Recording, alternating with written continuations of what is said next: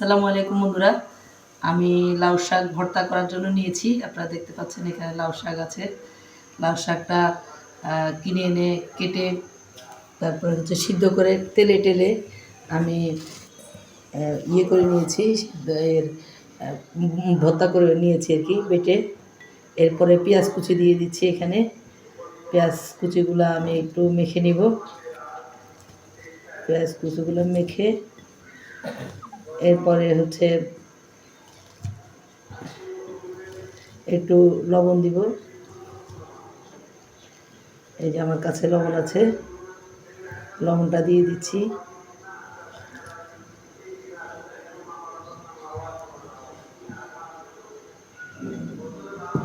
লবণও দিয়ে দিলাম বন্ধুরা।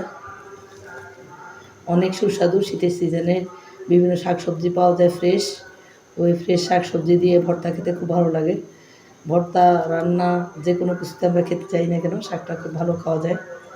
তো সেজন্য আমি মাঝে মাঝে ভর্তা খাই, মাঝে মাঝে রান্না খাই। তো রান্নাও খাই, ভর্তাও খাই, দুটোই আমার খুব ভালো লাগে।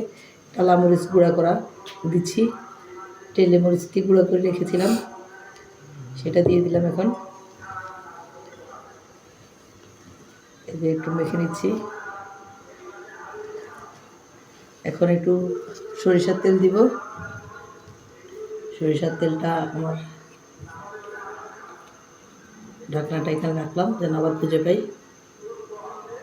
তেলটা দেখে ডালতে হবে কতটুকু ঢালছি, সেজন্য একটু হাত দিয়ে রাখলাম।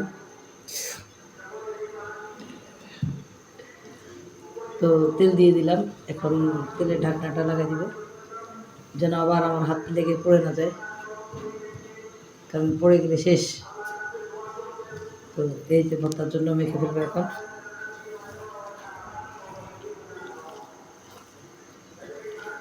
খুব সুন্দর গ্রাম বের হয়েছে, খেতেও আশা করছি খুব ভালো লাগবে লাউ শাকের ভর্তাটা।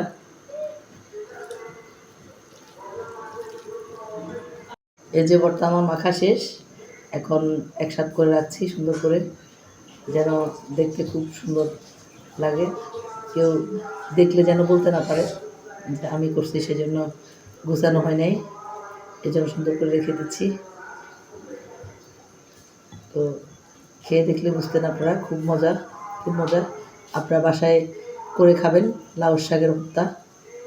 এভাবে আমরা শীতের সব সবজি দিয়ে ভর্তা করে খেতে পারি, বিশেষ করে শাকগুলা খুব ভালো লাগে, সবজিগুলো।